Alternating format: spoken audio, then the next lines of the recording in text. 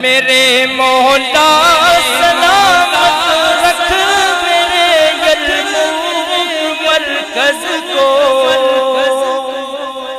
मेरे मौला सलामत रख मेरे यरमूक मरकज को।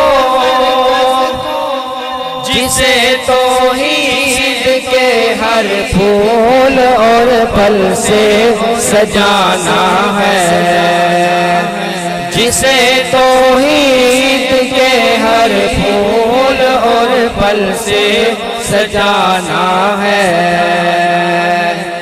किया है अहद अल्लाह से जो हर सूरत निभाना है, कि रब की सरज़मीं से रब के परचम को उठाना है। कोई हमसे हुई गोगल बता तो माफ कर देना। कोई हमसे हुई गोगल बता तो माफ कर देना।